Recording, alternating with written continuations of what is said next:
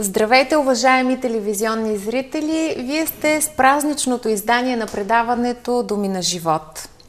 Изпращаме 2012 година с много емоции, с много щастливи моменти, може би с някои разочарования. Всеки от нас е преминал през различни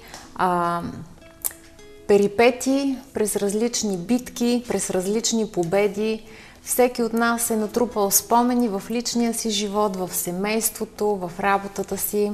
Обикновено краят на една година е време за равносметка и това, което всички ние правим, е да си дадем лична равносметка за това колко ползотворен е бил нашия живот през един изтекал период от време. Ние хората тук на тази земя броим дните си, броим часовете, но Бог е извън всичко, Той е извън времето и Той е неограничен. Ако ние му позволим, той може да бъде неограничен в нашия живот. Така е. С вяра изпращаме тази година и посрещаме новата 2013. В студиото на предаването сме заедно с Любо и ще дискутираме някои основни теми от живота, като ще помогнем и на вас да дадете равносметка за вашия живот и да ви дадем насоки и насърчения най-вече за новата 2013 година. Ти, правейки този въвеждане в този диалог и говорейки за това, че годините отмерват, това е така, защото Бог е направил всяко нещо в Вселената да отмерва. Часовете отмерват деня, дните отмерват месеца, месеците отмерват календарната година. И колкото повече минава едно време, човек трябва да разбира в крайна сметка за какво е тук на тая земя, какъв е смисъл от неговото съществуване. И той рано или късно си задава този въпрос. Каква е целта на живота? Аз съм сигурен, че всеки човек си задава този въпрос. И ето ти каза, навлизаме в 2013. Да, ще посрещнем 2013, тя ще отмине и тя. И даже както отмина 2012 и календара на маите нищо не показа, нали, в крайна сметка, затова защото Бог е този, който е предначертал времената. Но има една молитва в Библията, която е написана от Мойсей. Давид я цитира и казва: научи ни така да броим дните, защото да придобием мъдро сърце. Времената са ни дадени, за да можем ние да придобием мъдро сърце. Какво правим и следващата година? Какво ще направим следващата година? Какво ще направим последващата година? Ако просто е така се минават дните и годините, а ние не предприемаме някакво действие, те отиват на празно. Аз вярвам, че живота на земята е едно изпитание за човека, за това как той ще избере да го изкара. Има няколко неща, които са важни и съществени за човешкия живот. Например, много е важно човек да познае Бога по времето на неговото земно съществуване, защото ако той не познае Бога, завинаги във вечността може да бъде загубен. То това е най-съществената цел, с която човек е сътворен, да общува с Бога. Точно така. И даже Библията казва, че ние сме създадени от Него и чрез Него. Нали, от Бога и чрез Бога. В Него ние живеем, движим се и съществуваме, казва апостол Павел в неговата проповед в Атина, в Деяния 17 глава. Което означава, че ако човек открие смисъла на живота си, че той е създаден от Бога с цел, с намерение, той след това ще търси тая цел и това намерение. И обикновено в началото на всяка една година ние говорим защо сме на тая земя, какви са нашите цели. Проследявайки Библията, виждаме, че всички онези герои, мъже и жени на вярата, имаха цели. Например, Христос имаше цел. Той казва в Йоанна 17 глава 4 стих: аз те прославих на земята, като свърших делото, което ти ми даде да върша. Исус извървя своето дело. Той извървя своята житейска цел. И много от нас сигурно се задават въпроса: аз извървявам ли моята житейска цел? Поне в пътя ли съм на моята житейска цел? Това е много добър въпрос, защото ние знаем, че има краткосрочни и дългосрочни цели и изпълнявайки дългосрочната цел, тези малки цели ние трябва да си правим равносметка докъде сме стигнали и какво сме свършили. Така че това е страхотен въпрос. Също така апостол Павел в края на своя земен живот, той казва в 2 Тимотей 4 глава: пътя свърших, вярата опазих, от сега нататък се пази за мене венеца, който Господ ще ми даде. Значи той казва, че пътя е свършил и е опазил вярата. Нещо, което е съществено. Така че ние говорим за едно от важните неща, които са съществени, е човек да познае Бога и да ходи в Неговия път. Друго нещо, което е важно на тая земя, е човек да създаде семейство, потомство. Защото Бог, когато създаде Адам и Ева, той им каза: плодете се и се размножавайте. Това е Божията воля, това е Божията цел за човека. Друго нещо, което е важно за човека, е да може да избере своята професия или кариера, с която той да се чувства удовлетворен. Има една такава поговорка: научи се да правиш това, което харесваш и няма да се наложи да работиш цял живот. Един вид, че работата няма да е само работа, ще е нещо, което е удоволствие, което ти правиш. И това е много важно. Човек е създаден да твори, да излиза от него творческа сила, творческа енергия. И когато ти намериш това, за което си създаден, ти се чувстваш след това удовлетворен. Абсолютно. Аз знам много хора, които не са удовлетворени от това, което правят, защото те се измъчват по този начин. Зато има различни неща, за които човек е създаден и той трябва да започне да ги открива. Но както ти каза, дългосрочни, краткосрочни цели, по пътя те ни помагат да влезем в главния смисъл на живота ни. И затова съм сигурен, че много хора се дават въпроса: ходя ли в този смисъл, ходя ли в тази цел, ходя ли в тази посока? Тази година, като един отрязък от нашия живот, можем да си зададем въпроса докъде стигнахме в постигането на нашите цели. Аз вярвам, че 2013 година ще бъде година, която ще бъде различна, ще бъде динамична, ще бъде ентусиазирана, в същото време ще има предизвикателства, ще има трудности. Напоследък ние виждаме все повече и повече трудности, пред които се изправяме и се сблъскваме като народ и въобще на земята. Нещата не стават по-лесно, катаклизмите стават все повече и повече. Но Библията ни казва за това, че когато ние следваме Божия път и ходим в Неговата воля, праведният, ако пада 7 пъти, той пак става.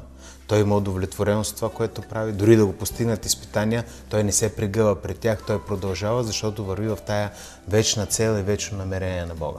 И когато ние открием тази вечна цел, ние водим един удовлетворен начин на живот. Например, Авраам имаше цел. И целта на Авраам беше житейска. Тя не беше просто една краткосрочна цел. Неговата цел беше той да установи завета на Бога на земята. Бог го нарече приятел, потомство, което се роди от него, трябваше да предаде вярата на него. Бог започна чрез един човек да населява една цяла нация. И това беше Авраам. И той имаше цел да върви към този град, чийто архитект и строител е Господ, да търси този град, да се придвижи към този град. И ние виждаме, че през целия живот на Авраам, 175 години, той не влезна в този град, но той имаше тая цел и той се придвижваше. Децата, които се родиха от него, той ги обучи в това нещо, предаде тази вяра, това наследство, това желание. Така научи сина си Исак, така Исак научи своя син Яков, Яков научи своите 12 деца, които станаха патриарси на Израел, и тая цел се предаде. Така че една цел, която човек си постави, тя е много голяма, тя е всеобхватна, тя е могъща. Ной имаше цел.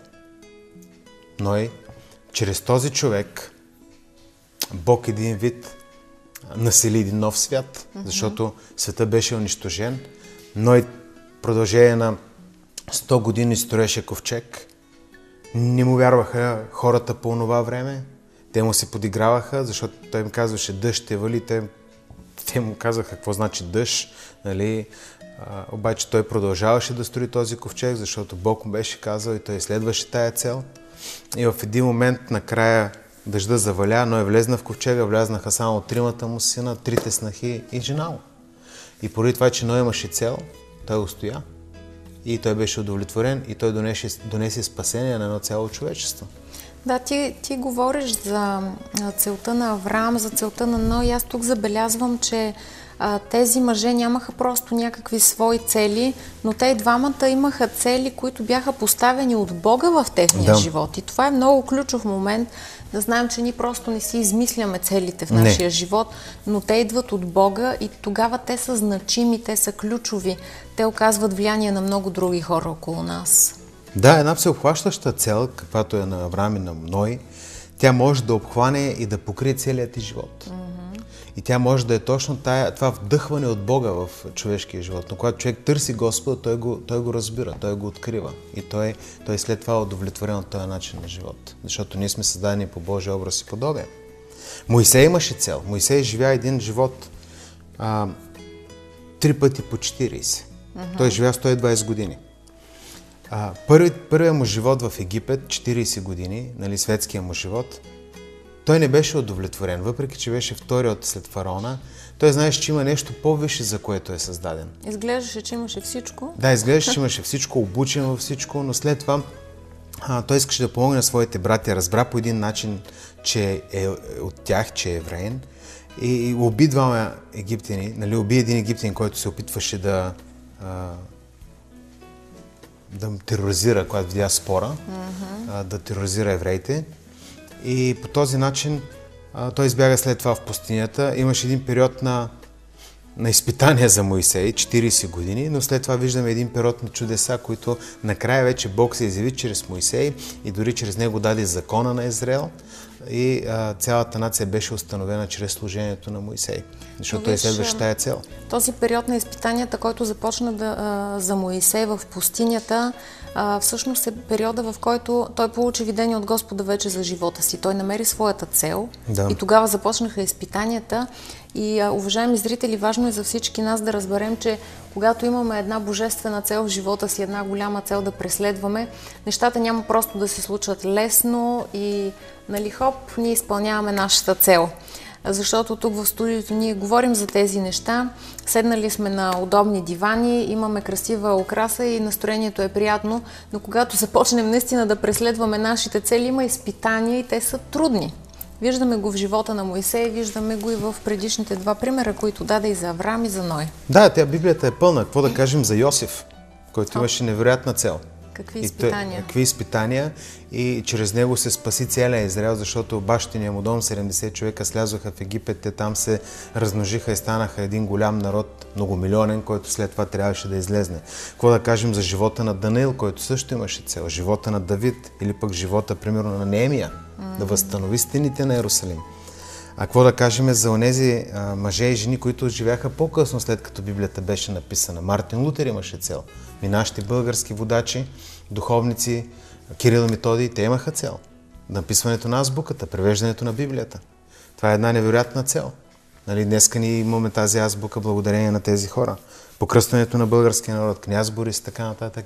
Всичко това са хора, които са открили онова, за което са създадени. Открили са онова, което Бог има да направи чрез тях. Въпросът е днес, какво правим ние 2013 година? Оставяме се като марионетки, някой да ни ръководи, някой да ни движи, или ние самите се придвижваме към целта? Не, ние се молим и търсим от Бог божествената цел за нашия живот и вярвам, че всеки един, който ни гледа, има това разбиране за живота и за целта. И затова са новите години да преосмислиме, да кажем кои неща сме постигнали, какво сме пропуснали, какво можем да подобриме. И целите могат да бъдат, както ти каза, краткосрочни. Обикновен човек може да сложи краткосрочна цел за един месец да постигне нещо или за една година. Или пък, примерно, за по-дълъг период. Но малките цели винаги са част от нещо по-голямо. Да, те са част от по-голямо и те спомагат. И затова, нали, ние казваме сега 2013 година. Обаче според еврейския календар е 5773. Нали? Според някой друг календар е някаква друга година. Ако питаме китайците, те ще кажат друга година. Времената или годините са дадени за някакво отмерване, за да можем ние да разберем в този диапазон от време какво правим и какво сме постигнали. Така е. В Притчи има един интересен стих, където се казва в 16 глава, че плановете на сърцето принадлежат на човека, но отговора на езика е от Господа, което означава, че човешкото сърце така е създадено да планира. То е така е създадено да се мотивира, да поставя неща, да изпълнява неща. И ние като християни трябва да разберем, че Бог е вложил тази творческа идея в нас, ние да планираме и ние да осъществяваме нашите цели. Какви са твоите цели? Какви са нашите цели? Нашите цели са чрез това предаване повече хора да приемат Господ Исус Христос, да бъдат запознати с Библията. Нашите цели са да може да проповядваме Евангелието. Нашите цели са да разширяваме Божието царство, да изграждаме здрава, силна локална църква. Нашите цели са да изграждаме здрави служители, лидери, нали, които да предадеме щафетата на друго поколение. Нашите цели са да достигаме медиите. Това са цели. За тия цели трябва да се работи. И ние използваме всяка една година, всяко едно време, което ни е подарено, да се осъществят. Така е. И това са големи цели, но всъщност, ако погледнем от един друг ъгъл, целта е човека, защото всеки един е важен, всеки един е специален и ние разбираме значението и смисъла на човешкия живот. И ние искаме всеки един човек да дойде до покаяние и до спасение, защото ние обичаме хората и ние не искаме нито един да погине. Понеже ние имаме добрата вест, имаме изкупител и за нас е важно всеки да знае истината за живота и за смъртта, защото преброени са дните на земята, но след това има един период, наречен вечност, който всъщност дори не е период, защото период е отрязък от време, но всяка една човешка душа ще попадне на едното или на другото място. За нас е важно да бъдем с Бога за през вечността и не бива да омаловажаваме, защото това е най-важната част от живота, да познаем Бога. Абсолютно.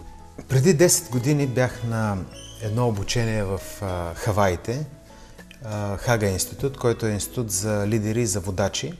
И имах привилегията да завърша това училище. И там ни учиха за това колко е важно човек да може да си поставя цели и какво спомагат целите. Целите имат стойност. Аз искам това да споделим сега с нашите зрители, да говорим точно за целите, защото целите ще ни помогнат ние да бъдем личността, която трябва да бъдем. Хареса ми това, което преподавателя каза, и то е много силно. Аз ще го прочита. Ако ти не си онова, което трябва да бъдеш, искаш да бъдеш или можеш да бъдеш, чрез благодатта на Бога, това е просто защото не си изяснил целите. Много хора искат да са нещо, но не са се изяснили целите. Могат ли да го постигнат, не могат ли го постигнат. На къде отиват, какво желаят да бъде сторено в тяхния живот. Затова, когато човек си изясни целите и ги напише специфични, ясни, конкретни, осъществими. Не говоря за фантазии и за мечти, които не са осъществими. Говоря за цели. Да бъдат измерими, да. След това нещата могат да бъдат действително осъществени в живота ни. Първото важно нещо, което трябва да знаят нашите зрители, е, че целите улесняват процеса при вземане на решение. Когато ти знаеш на къде отиваш и възниква нуждата да вземеш конкретното решение, всичко това, което трябва да попиташ, това положително ли пасва на моята цел? Това е много ясно. Той улеснява процеса при вземане на решение. Какво ще рече това? Това ще рече, че когато ти имаш ясни цели, ти оставяш второстепенните неща. Те не ти влияят. Тебе е важно да ходиш в решението, което взимаш. Защото ти помага да направиш твоя баланс. Например, аз не играя тото.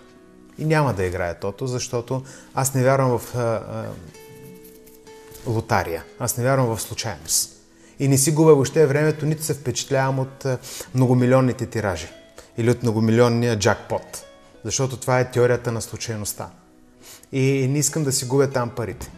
И даже така карам и хората да не играят лотария, защото това е теорията на вероятността на случайността. Аз вярвам, че Бог има план за моя живот, Той има цел за моя живот, Неговия живот е да ни благослови, Неговия живот е да извърши Неговите планове и намерения. Обаче на мен ми улеснява. Никога не е стояла пред мен тая дилема да пусна ли фиша или да не пусна фиша. Дали ще спечели или няма, ще сънувам ли числата и така нататък.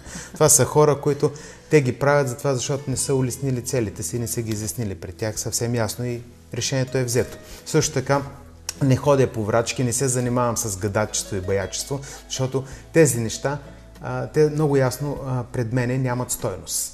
Аз следвам писанията и за мен е най-важно това, което Бог има в своето слово.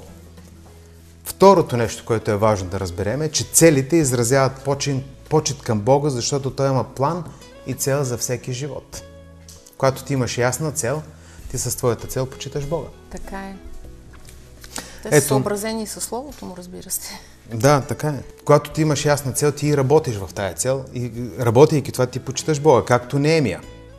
Неемия имаше цел да построи стената на Йерусалим и отивайки и започвайки да строи стената на Йерусалим, той избра екип, който да му помага.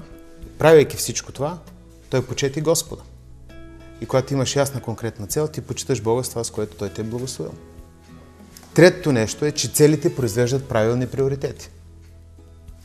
Съпоставимо е с първото. Да. Но когато имаш цели, ти вече можеш да отсяваш кое е добро и кое не е добро. Какви са правилните приоритети в един човек? За семейството му, да възпита децата си, това е добра цел. Това е приоритет. Той не може да ходи да се забавлява по цял ден и по цяла нощ да го няма и да мисли, че ще възпита децата си, примерно един баща. Така е, но понеже ние сме християнско предаване и говорим на християни, разбира се, че първия приоритет е Бог и ако Бог не е на първо място в нашия живот, всички останали аспекти на живота ще бъдат доста объркани. Както и целите, така и приоритетите. Така е. Така че е важно да почитаме Бога във всичко. Той затова Словото казва в Матей 6 глава 33 стих, че първо трябва да търсим Господа, Неговото царство и Неговата правда. И всичко останало ще бъде прибавено. Точно така. Неговото царство включва всичко. Нали? Това включва Божията воля, Божието намерение, Неговата правда. Той е свят и посветен начин на живот. И всичко останало ще бъде добавено. И това всичко останало, или всичко това, за което Христос говори, са нуждите. Нали? Това са храната, облеклото, онези неща, от които ние най-много се нуждаем. Бог е обещал да ги снабди тези неща и да ги даде в живота ни, но първо трябва да търсим царството. И когато ние имаме правилни приоритети, това ни помага нашите цели да имат все по-голяма ясна стойност. Четвърто, целите изграждат увереност и доверие. Истинска увереност идва от упование в Святия Дух и в последствие увереност в Неговото водителство. Когато човек има цел, ти предпочиташ да следваш такъв човек. Той ходи с увереност, той ходи с водителство.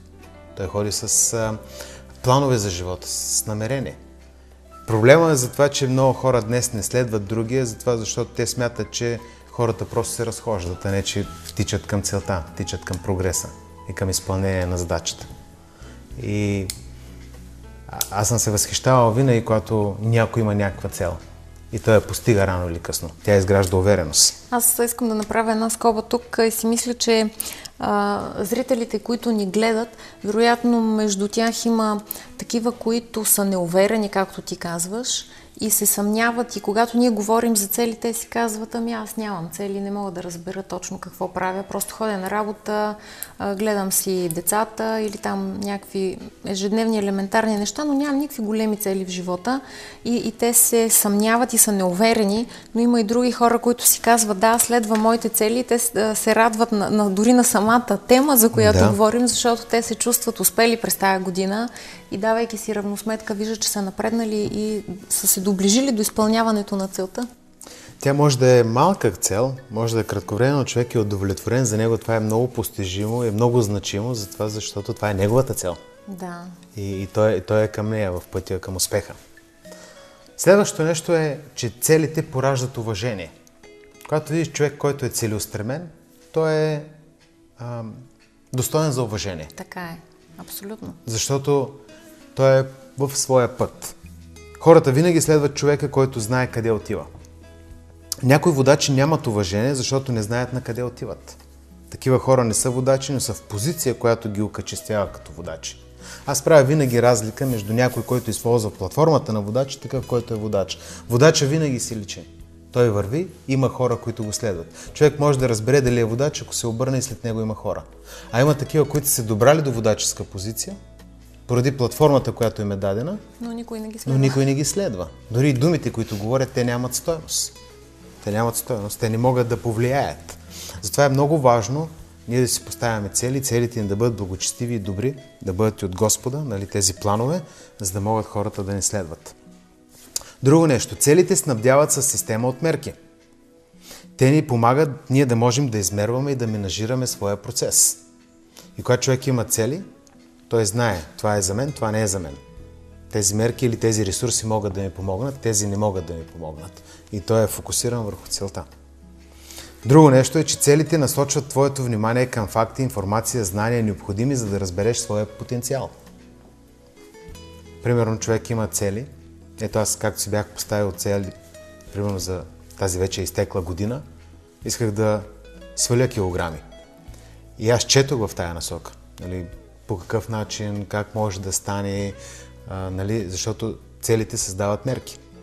Четеш необходимата информация, факти, знания, които са необходими, за да разгърнеш потенциала си. Аз четох кои неща са вредни, кои не са за по-здравословен начин живот, за какъв начин да спортувам, кога да го правя и така нататък. И постигнах това постижение, защото ти си го поставил като цел. И много е важно, когато поставиш някаква цел, да имаш и необходимото знание за това как да я изпълниш. И необходимата информация. Аз съм забелязал, че Вярата много често работи там, където има знание. Защото ако няма знание, няма вяра, има просто не толкова вяра, а има, как да го кажа, вярване в някаква случайност. Не вяра в факт, а вяра в нещо, което е празно, не е съществено. Както и вярата върви пък ръка за ръка и с действието, защото ако само вярваш едно нещо, никога не започнеш да го правиш, ако ти не си приложил действие на твоята цел, ти днес нямаше да изглеждаш по този начин в твоето тяло, така че всяка една цел трябва да започне с някакво действие. Иначе ще бъде добро пожелание и както в дни като този, когато изпращаме една година, посрещаме друга, правим различни равносметки, може да се случи така, че няколко години подред само да си пожелаваме някакви неща и те да останат като едни пожелания, без никога да приложим действие и да започнем реално да ги вършим. Точно. Следващото нещо е, че целите водят към увеличаване степента на желанието. Когато човек има цел, неговото желание се засилва още и повече да постигне дадена победа или даден резултат. Това е както увеличаващото стъкло на лупата. Когато насочиш лупа под лъчите на слънцето, фокусът е много по-силен и увеличава. И по същия начин ти отсяваш всички онежи ненужни неща и желанието в тебе все повече и повече става изгарящо желание. Ако няма желание, тогава не се постигат нещата. Всичко започва с желание. Библията казва в 37 псалом, че Бог изпълнява желанието на праведния. И Той дава желание на праведния. И когато ти копнееш нещо, ето, например, Давид. Давид имаше изгарящо желание да върне ковчега на завета в Ерусалим и да построи дом за Бога. Да, обаче Бог му каза, няма да можеш да го построиш, защото си пролял много кръв. Но въпреки това, той не се отказа. Това беше желание на сърцето му. Това, че не можеше да го построи, той подготви ресурса, който даде на своя син Соломон да построи този дом за Господа. Той върна ковчега, започна процеса. Той върна ковчега, направи шатър за ковчега, постави хвалители, Бог беше издигнат, възхваляван 24 часа в денонощието и след това събра ресурси, направи чертежи, архитектурни планове, финанси и ги даде наследство на своя син и каза, сине, построй дом за Господа, защото това беше негово изгарящо желание. Платформа, на която да продължи целта. Да. И затова е много важно, целите увеличават нашето желание. Друго нещо, целите произвеждат упоритост и настойчивост. Издържане. Когато човек има цел, той издържа. Исус имаше цел и той издържа кръста, защото много хора не биха издържали кръста. Дори виждаме в Гецимания сериозното изпитание, под там остана на кръв. Но неговата цел беше той да отиде на кръста. Неговата цел беше той да плати цената до край, да изпие чашата, за която каза, Отче, ако е възможно, нека да ме отмине. И понеже това беше целта, той издържа кръста. Библията казва издържа, защото той видя отвъд него победата, спасението на хиляди, на милиони души, които щяха да повярват в него. Издържа срама, презрението. И когато човек има цел, той издържа. Той издържа изпитанията, издържа подигравките, издържа пресмехулванията, издържа трудностите, защото по този начин той дисциплинира себе си. Ето тук ще цитирам нещо, което Спърджън е казал. Охлюва е влязъл в Ноевия ковчег благодарение на неговото постоянство и упоритост, защото не се е отказал. Апостол Павел казва, за всичко имам сила чрез оня, който ме подкрепява. Един вид, когато Христос ти даде отворена врата за нещо, той ти дава силата и благословението за това ти да продължаваш. Може да не стане днес, може да не стане този месец, може да не стане тая година, но ти вървиш към тая цел.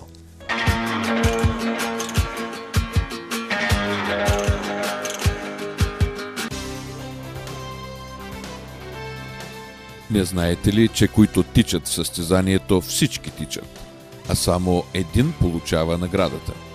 И всеки, който се състезава, се въздържа от много неща. Те вършат това, за да получат тленен венец. А ние, християните, вършим това заради нетленния венец на Божието спасение чрез Христа Исуса, нашият Господ.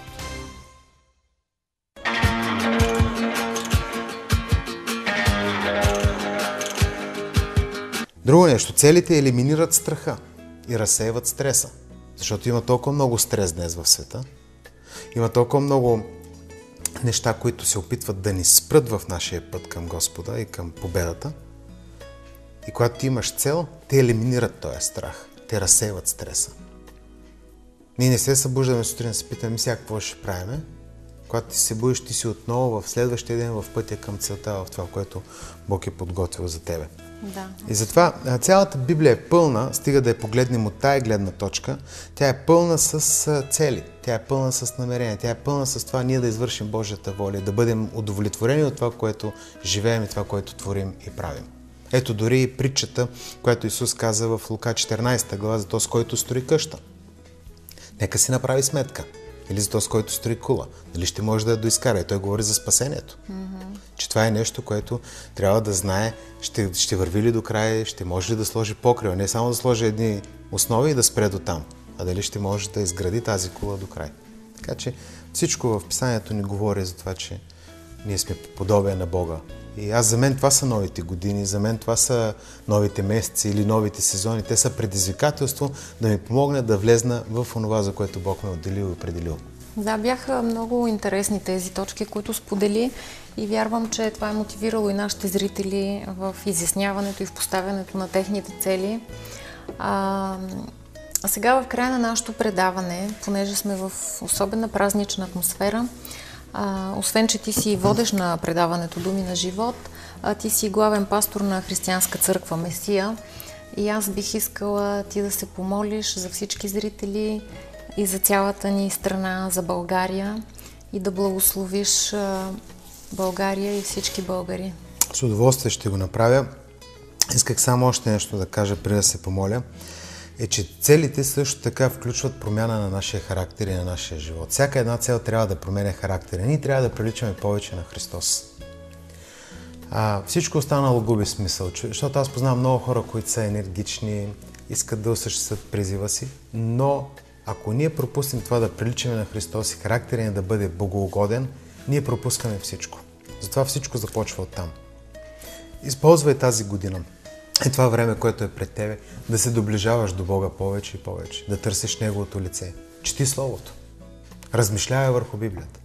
Отиди на църква, където църква не е просто храм, а църква, където се проповядва Словото, където можеш да слушаш Словото, където се чете ясно Словото, проповядва Словото, можеш да размишляваш върху него, където можеш да растеш във вяра. Нашия християнски живот е растеж във вяра. Намери приятели, с които да общуваш. Моли се на Бога всеки ден. И по този начин ти ще благоуспяваш. Искам сега да се помоля за теб, искам да се помоля за нашите управници. Искам да се помоля за нашата прекрасна родина, за българския народ. Искам да се помоля 2013 да бъде благодатна, мирна и благословена година. Нека да го направим заедно. Господи Исусе, благодаря Ти, че Ти имаш план за нашия живот. Благодаря Ти, че Ти даде Своя единороден Син, Отче, който да умре за нас, който да възкръсне от мъртвите и който да ни даде вечен живот. Нека този вечен живот да тече в нас. Аз се моля сега за всеки зрител. Благослови го. Благослови живота му, благослови семейството му, благослови работата му, благослови служението му. Благослови, Господи, всеки един. Благослови болните, които боледуват, изцели ги. Благослови тези, които не могат да си намерят работа и тяхната работа да бъде удовлетворение. Благослови, Господи, самотните, вдовиците, благослови бедните, благослови бездомните, благослови, Господи, сираците, благослови българския народ. Моля Те, Господи, в името на Исус Христос. Моля Те да благословиш нашите управници. Моля се за премиера, моля се за президента, моля се за всички депутати, моля се за всички кметове, моля се за всички общински съветници, божествена мъдрост да дойде върху тях, за да взимат правилните решения. Моля се за всички институции в страната ни, от които е необходимо изграждането на нашия народ. Господи, дай мъдрост и страх от Бога. Благослови българския народ и дай благоденствие. И нека 2013 да бъде успешна и благословена година. В името на Исус Христос. Амин. Амин. Уважаеми зрители, ние ви благославяме и ние искаме Божието царство, Божията благодат и Божията воля да бъдат във вашия живот. Благословенна 2013 година ви желаем!